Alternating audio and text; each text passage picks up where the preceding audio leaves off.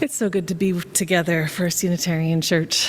My name is Abby Tennis. I have the privilege and honor of serving as your lead minister here. I use she, her pronouns. Lisa and my description is not too dissimilar. We both have sort of curly-ish, asymmetrical brown haircuts. I am older, and I'm a white woman standing in our pulpit with a navy blue dress and a green and multicolored stole today.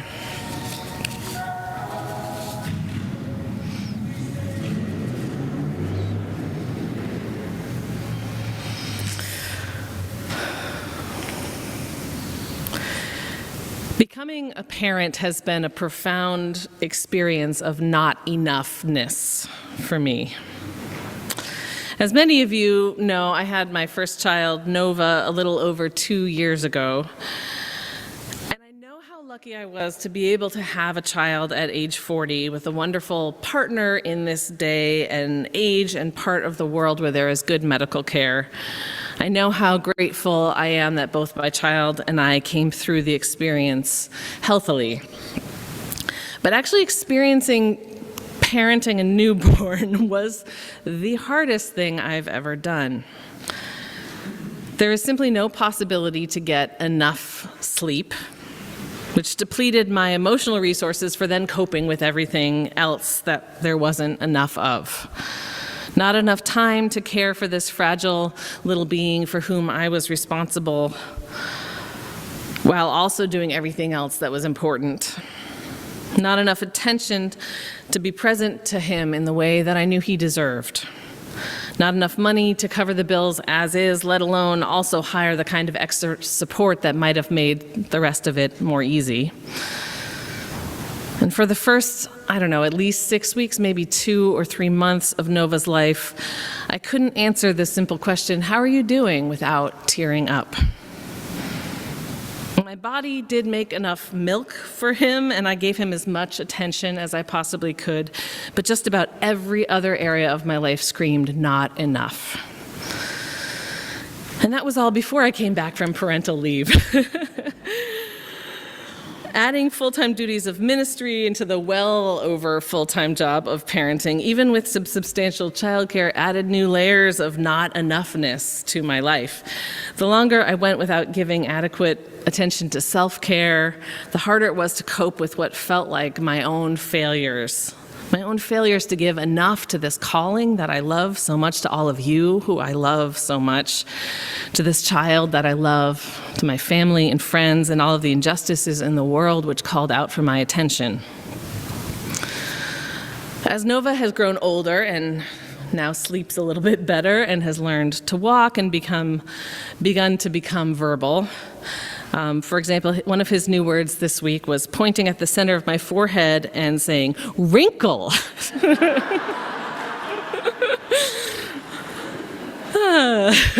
The not-enough-ness feeling, even as he's become more independent, the not-enough-ness feeling around parenting is dulled maybe a little bit. But I'm now 5 weeks away from my due date with my second child, and I fully anticipate I will feel yet undiscovered levels of not-enough-ness very soon. I'm sure Nova will have yet undiscovered opportunities to say wrinkle very soon. So at my stage of life and within my friend circle, many of us are dealing with these questions of not-enough-ness in the context of parenting, choosing to become a parent, being a parent, whether or not that's something that we want in our lives. But the feeling of not-enough-ness can arise at any time in our lives. This feeling can arise with every job hunt, every breakup of a relationship or a marriage, every slight rejection, every health crisis, every spell of loneliness, every moment we must face our own mortality. It arises with every moment of overcommitment, every time we face a pile of bills with an empty bank account. Not-enough-ness can start at a devastatingly young age. Not-enough-ness can continue through our final days of a very long life. And at its worst, it can feel like swimming as fast as you can to try to catch up with a boat that is gliding away from you across the open water. And you know that that boat is going faster than you possibly can swim. But at first, the idea of stopping the chase feels too terrifying to face. And so eventually, energy depleted, you find yourself adrift. The supporters that would save you are increasingly far away. And even though the water is calm, even if you're good at treading water, you can't shake the fear that the time will come when you will drown. When I described this feeling to my therapist, he reminded me that though I may not be able to completely change the circumstances of enoughness in my life, I may not be able to have what feels like enough. Certainly not enough sleep. He reminded me that I could still change my relationship to that feeling itself, to the feeling of not enoughness. That I was letting the feeling bully me. And he asked what it would be like to befriend that feeling instead. Befriending is so dramatically different than being bullied, right? When we're bullied, we tend to feel powerless. It feels like it leaves us with the feeling of despair and shame. It feels like anger and lethargy. It makes us feel like there's no way out, that possibility is shut off from us. We collapse in on ourselves when we are bullied. And befriending is almost the opposite. When we make the choice to befriend, we feel confident, like possibilities are open to us, like we can be ourselves, like we have a valuable gift of care and connection that we can offer to another, and that in offering it, we too feel its radiance. Befriending is a joyful, heart-opening experience, helps us unfold into our wholeness rather than collapse into our shame. And so, instead of letting this feeling of not enoughness make me feel bad, I've been asking myself, to whom the feeling of not enoughness connects me? So when I feel like this, how am I more connected to others? And I've been asking myself, what wisdom does this feeling share with me? Like most experiences of suffering, feeling like we are not enough or like we do not have enough does actually make us more connected with others. Most people on earth have some experience of not enoughness. Do you all have some experience with not enoughness in your life? Yeah. Most people on earth, whether it's the literal material experience of not being able to meet your needs or the simple emotional experience. We know that centuries of colonialism and classism and racism and environmental devastation and more have harmed the ability of the global majority to meet their basic needs, let alone live thriving lives of possibility and plenty. And while the not-enoughness mind frame probably functions different in Western culture than in other cultures, the feeling is certainly not unique to our culture. I would never wish any form of suffering on any being, including myself. But I can recognize that when I have a shared experience with somebody else, I'm better able to understand them. I'm better able to empathize with them. I'm better able to see my life as interdependent with theirs. And so feeling not enoughness does help me to be more present to my fellow humans. It's a bit more complicated to untangle all of the wisdom this feeling can share with us, though. Because on the one hand, in feeling the sharp pangs of lack or not enoughness, we are taught what is most important to us. Does that make sense? Like when I have the feeling of intensity of not having enough attention for my child and my spouse and my vocation and my justice commitments in the world and my loved ones and myself, it tells me that these are the things that matter to me. My most beloved people, my connection to my purpose, my desire to make the world better. Part of the wisdom found in emptiness is the clarity about what should be there. But there's more sobering wisdom in this feeling as well, if I'm really willing to face it. The frequency and intensity of the feeling of not enoughness across my lifetime also tells me that I am beholden to the idea that all it would take for me to find real, true, lasting happiness is a little bit more. Anyone else feel like that? You just need a little bit more, and then everything would be okay. A little bit more time, a little bit more money, a little bit more sleep, a little bit more comfort, and I wouldn't have to feel this way, right? Many Buddhists would characterize this feeling as one of the three poisons in Buddhism: hatred, delusion, and greed. This feeling in particular falls under the poison of greed. And there's enormous diversity within the traditions of Buddhism, as there are within any religious tradition. But in general, the poison of greed, as it tends to be translated into English, doesn't exactly mean what most of us think of as greed in this culture. Greed, in many Buddhist contexts, refers not just to the unquenchable desire to amass massive wealth and power that we might attribute to some of our political leaders, maybe some of our corporate or military practices. Greed in Buddhism can simply be wanting a little bit more. It can simply be not satisfied with what we have. Or as the Sunyata Buddhist Center shares, greed could be a burning desire, an unquenchable thirst, craving, or lust. It could be wanting the objects of our desire to provide us with lasting satisfaction so that we feel fulfilled and whole and complete. They write, "We mistakenly believe our happiness is dependent upon that goal. But once we attain it, we get no lasting satisfaction. Then once again, our greed and desire arise, and we begin to look outside of ourselves for the next thing that will hopefully bring satisfaction. Influenced by greed," they write, "we will never be content." So whether this feeling is a strong burning or it's a simple yearning, the key, I think, is that it's a belief that our happiness or our feelings of fulfillment can be found outside of ourselves. That somewhere out there is that thing that we really need, and once we have it, we will be content and complete. As Bishop Marvin Harada of the Buddhist Churches of America writes, Buddhism teaches us that the wish to have just a little bit more is an unending wish. No matter how much money we have, no matter how big a home we have, even how much time, maybe prestige we have, we will always want a little bit more.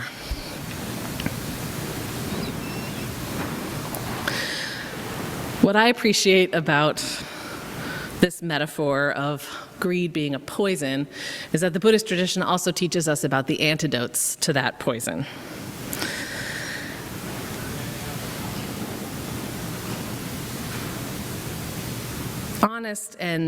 Honest awareness and mindfulness about that poison in our lives is sort of a first step towards removing the poison, many Buddhist traditions would tell us. Awareness of how that not-enough-ness feeling and that desire to place our happiness outside of ourselves moves in our lives is the first step to making different choices in our lives. Spiritual practices like meditation are sort of the primary way in Buddhist tradition to find that clarity. But I think that there's also a number of other kinds of spiritual practices in our lives that can help us gain some clarity on our deepest truths that we often don't want to face. The Sunyata Buddhist Center writes, in addition to meditation practice, there are also the antidotes or alternatives to this poison. To overcome greed, we must learn to cultivate selflessness and generosity and detachment and contentment. Easier said than done. If we are experiencing greed or strong desire or attachment and we want to let it go, they say that we can contemplate the impermanence or the disadvantages of actually achieving our desires. So what's the downside of actually getting what we want? They say we can practice giving away those things that we would most like to hold on to. In that moment of wanting to cling most strongly, trying to open our hands instead. And And they say we can also practice the arts of selfless service and charity, offering care and assistance to others in any way we can, free of a desire for recognition or compensation.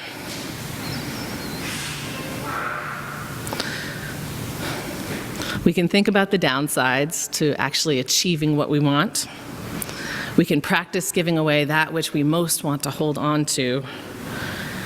And we can just do whatever we can to be generous and offer charity and selfless service without expecting to be recognized for it. In Buddhism, greed holds a different moral value than in, I think, many Christian traditions. In truth, there's no objection to enjoying the pleasures of life in Buddhism. That's not really what greed is about. Sharing beauty and pleasure and even objects of desire, or objects that bring us joy in this material world, aren't bad. Greed is only really about the attachment, is only really about believing that happiness exists outside of ourselves.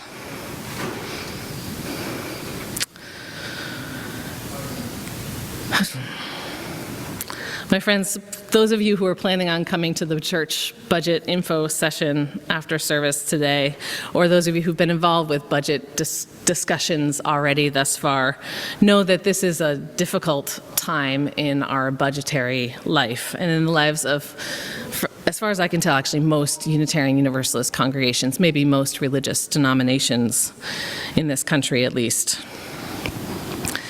We have a sense of not-enough-ness here. We don't quite have enough to even hold steady with the changing factors of our world, with inflation, increasing costs of living, let alone to expand in all the ways that we would desire. I do hope that many of you will come to the budget information session either today or Thursday night to voice your opinions, contribute your ideas to how we can move forward.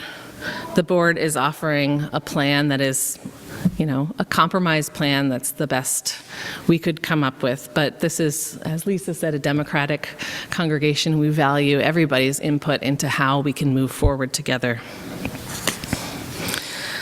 Talking about reasons that my child notices my wrinkles.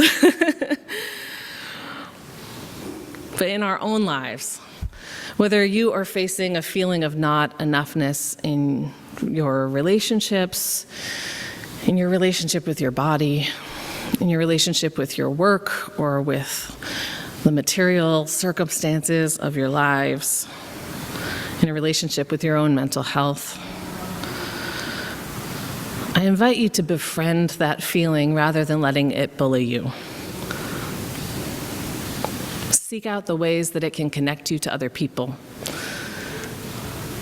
Seek out the ways that it can connect you to the unfolding of your own wholeness rather than making you collapse inwards with shame. If you are feeling not enoughness pulling at your soul today, I invite you to be present to it, to try to face as much of the depth of truth of where that feeling arises in you as you are capable of facing. And I invite you to deploy the antidotes of Buddhism as widely as you can. Contemplate the impermanence and the disadvantages of the objects of our desires. Practice giving away that which we wish to hold tight. Practice acts of selfless service, charity, and generosity without expecting regard for it.